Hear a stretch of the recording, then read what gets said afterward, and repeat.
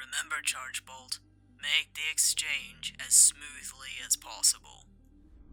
Reminded the head agent through Kaminari's earpiece as he strode into the convention center with a large duffel bag in tow. We want the hostage alive. Yeah, I got it, he replied, eyeing the large empty hall. What do you want with an idol anyway? Especially a virtual one, may I add? That's a need-to-know basis, mate. Commission's orders. Kaminari sighed with a suspicious quirk in his brow before he stepped onto a large set of escalators, carrying him up to the next floor. Oh, is there anything you could tell me besides swapping items? Come on, man, throw me a bone. Oh, just do as you're told, Chargebolt. All I can say is that the group holding them for ransom are low-level criminals, so it shouldn't be too hard for a pro-hero like yourself. Kaminari hummed in reply, more so in thought rather than agreeing with the agent on the other line. Ascending to the next floor, he furrowed his brows, contemplating about the situation. Out of all the missions that came through, he wound up with a ransomed hostage, a popular virtual idol, no less, known to have graced stages over the past couple of years. That was the upside. The downside was a simple trade. The ransom money he carried in the duffel bag was agreed upon by officials to make this trade, although after much discussion during the meeting before the ransom drop, it just felt odd to him that they would be fulfilling the demands these crooks had exorbitantly asked for. The night before, Kaminari delved into the case a little further, researching all manner of this idol, how they operated, how they performed, all of their fame, their success, their failures, and, to a degenerative level, their scandals, or what very little there was. That caught him off guard. There was hardly any form of scandal or salacious gossip about the virtual idol, sans for any fan-made fantasies of which he had tried his best to stay away from that spiraling rabbit hole. But with their rising fame and the occasional, if not rare, gossip about how fans have snooped and possibly claimed to have seen their face, the virtual idol was a mystery. The problem developed when he tried to search for any villainous or criminal activity that could be linked to the idol, knowing that the Hero Public Safety Commission withheld some information. He inwardly chuckled to himself, wondering if any forms of communications would be redacted from this mission, before he found himself by the backstage doors in the center, already open for him to witness the scene inside. Two large men sat unconscious by the door with their hands bound and their mouths gagged. Kaminari gathered that they must have been the bodyguards before he found another 3 men inside, one of them with their hand shaped like a blade hovering over the hostage. Kaminari took in the sight of the idol behind the virtual mask, her matted hair covering her face and her eyes hidden behind large glasses. Although through his research the image of the idol was a mature vision, he just saw a young girl, cowering under the threat of the blade that neared her head. She wasn't alone though, as another held onto her shoulders, almost comforting her, or at least trying to. Were they another bodyguard? Finally. One man gruffly spoke, approaching Kaminari with a heavy stride in his step. Hand over the cash, pipsqueak. Now, there's no need for such threats and violence, smoothly cooed another, his svelte body almost gliding across the floor. The officials agreed to pay us handsomely, and of course send over someone just as devilishly handsome. Hey, I'm flattered. But let the hostage go, and I hand over the bag. Calmly demanded Kaminari. The lithe man disapproved with a tut of his tongue, waving his finger before him playfully as he did so. That's not how this works, hero.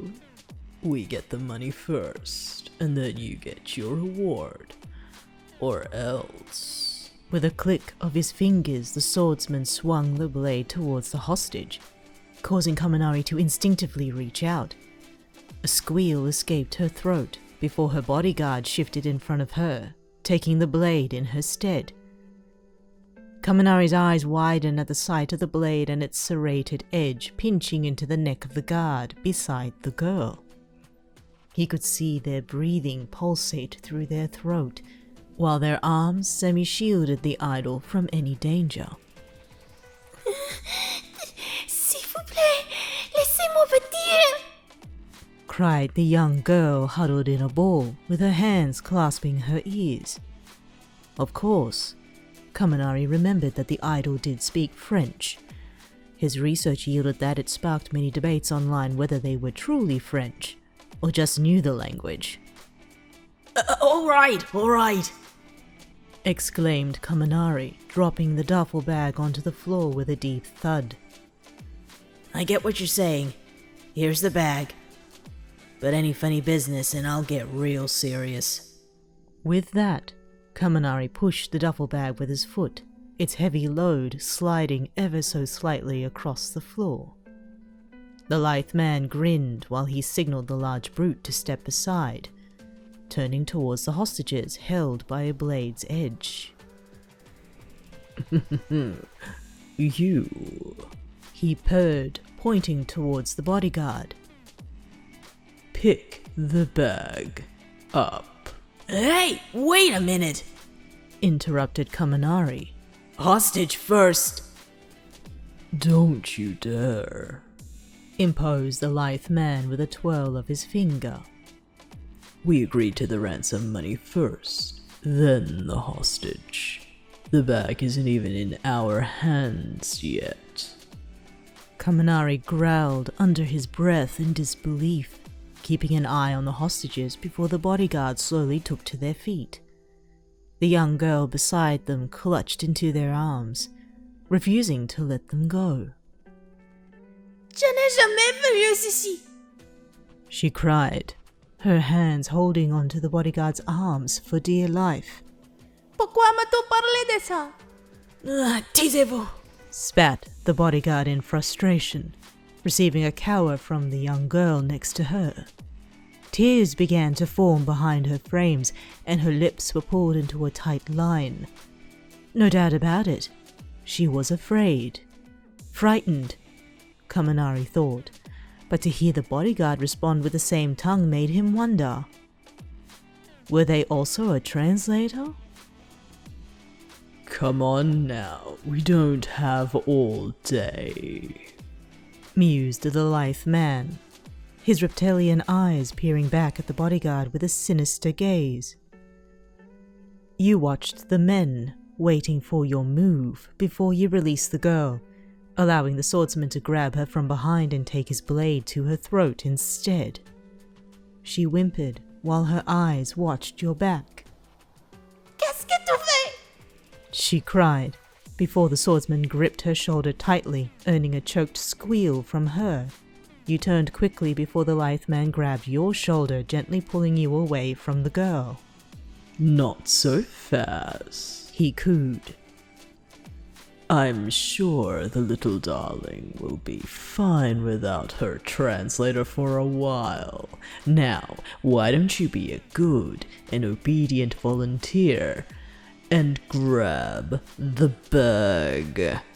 With a spiteful tone in his words, he pushed you ahead, forcing you to walk towards the bag and towards Kaminari.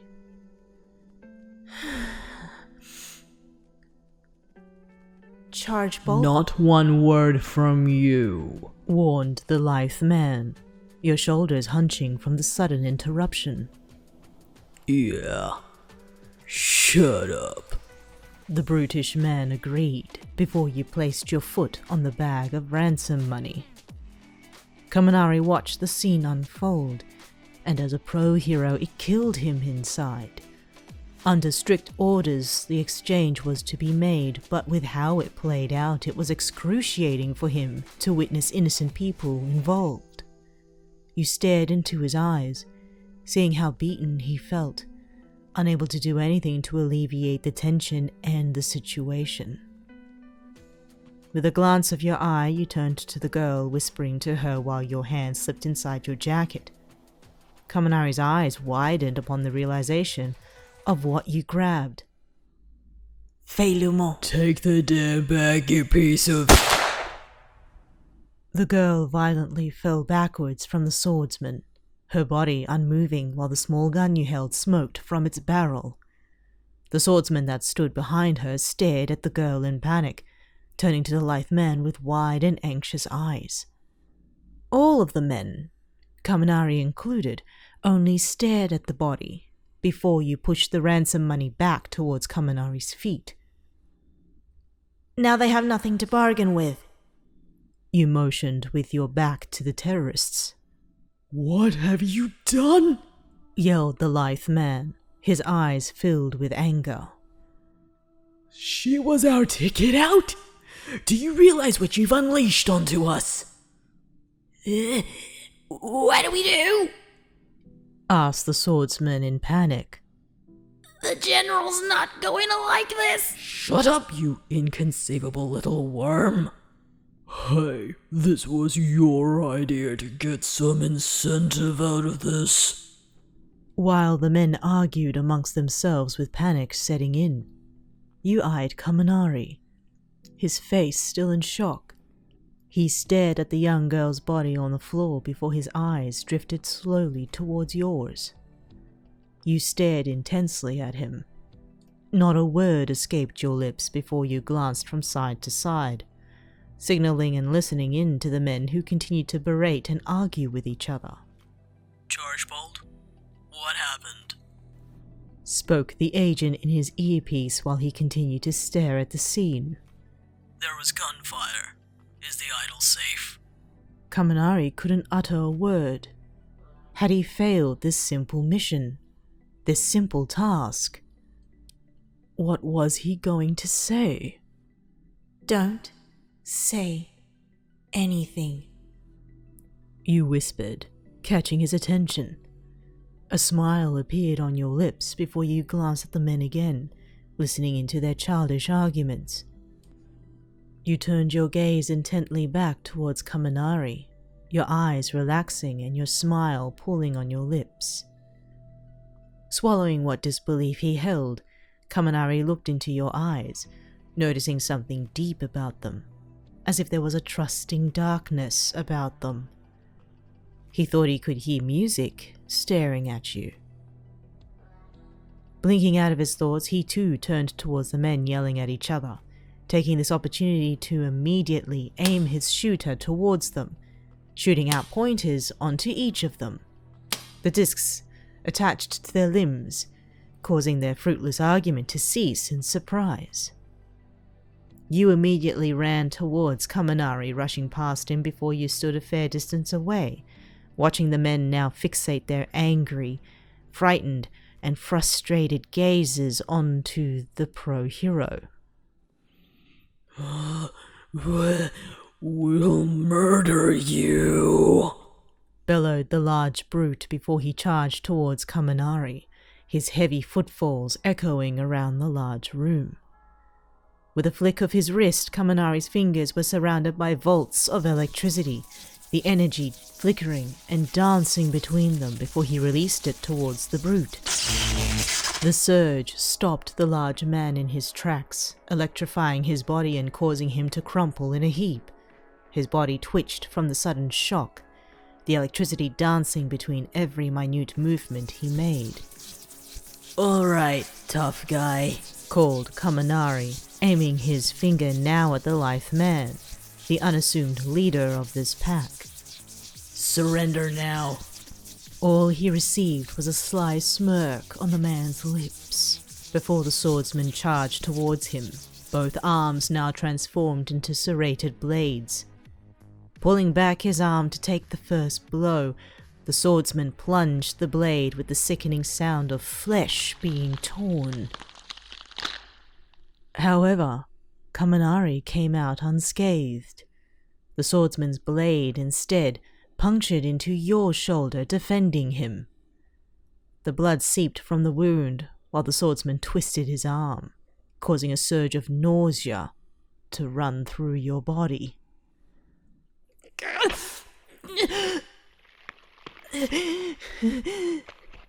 Mount. You grunted, staring up at the swordsman and ignoring the pro-hero behind you. Stop! Yelled Kaminari before the swordsman retracted his blade violently from your shoulder, the spray of blood washing all over him while you fell to your knees, clutching onto your arm tightly. Well now, hero, spoke the lithe man, now confident in his position. What do you say? Hand us the money and spare their life? Or... With another click of his fingers, the swordsman raised his arms in the air, his blades gleaming with your blood. Wait! A choked sensation suddenly engulfed Kaminari. The nerves in his hands tingled as electricity began to dance through them out of his own accord. It was as if the volts multiplied inside, ready for an escape or a release from his body, until the sound of a hum caught his ear. He turned towards you, his eyes fixated on the swordsman, who also looked perplexed towards your knelt figure. You hummed a tune, a melody that echoed around the room, before the swordsman witnessed a glow appearing from your throat, its light flickering within your skin. You slowly raised your head, your eyes glowing the same light before it flashed, blinding everyone momentarily. The swordsman backed away, as did the lithe man, peering through his eyes through the bright light before it dimmed. You continued to sing your tune, the melody reverberating from you. The swordsman, angered by the interruption, rushed towards you until a surge of volts shocked his being, his body contorting in pain before he began to smoke. As quickly as he was fried, he fell to his knees, his arms transforming back before he fainted from the energy that still caused his body to tick. The lithe man's eyes widened in surprise before fear encapsulated his being. Witnessing Kaminari's body surrounded by flickers of electricity, his eyes glowing the same color as yours. You turned your gaze onto the lithe man, your eyes eerily staring back at him, your song almost mocking him. You... he murmured. It was you all along? In panic, he fled before Kaminari aimed his shooter towards him, easily sending through a powerful surge towards the pointer still attached. The man cried in pain, a few octaves higher than his usual tone, while his body contorted, his muscles screaming in pain. Kaminari's eyes suddenly dimmed, blinking them from confusion before he ceased his electrical discharge from his hands. The man stood trembling and convulsing before his eyes rolled to the back of his head from the shock, falling to his knees with his posterior in the air. As a light dimmed from your person, you exhaled deeply, lifting yourself from the ground while your shoulder continued to bleed through your clothes. You clutched onto your shoulder, hissing at the sting of the wound before you felt a pair of hands grab you gently from behind. Hey, you okay? Asked Kaminari with concern at the amount of blood you had spilt. You hummed before you turned towards the young girl, looking at her through your exhausted eyes. Why did you shoot her? Soon questioned Kaminari incredulously, unable to decipher how to feel about the situation at hand. I don't know who you are, whether you were meant to protect her or translate for her, but why did you do that?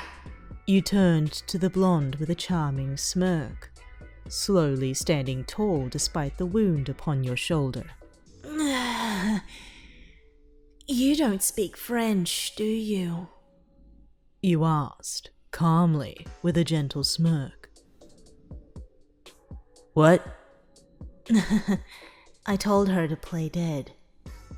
Your eyes turned to the young girl who began to lift herself from the floor, her body shaking from the experience and the scare.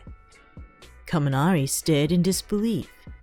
After everything that happened, the idol was still alive, pretending to lay motionless throughout the entire showdown. He started to think about her talents, even noticing that despite her mousy looks, she was a gifted artist. You made your way towards the girl, offering your bloody hand to her before she stared at it, frightened. You sighed exasperatedly, shaking your head. Va voir mon directeur. Il va t'envoyer à la maison. You instructed, the girl rushing to her feet and running out of the backstage room, out of sight. Wait a minute! Called Kaminari before he began to run after her. The commission wants you!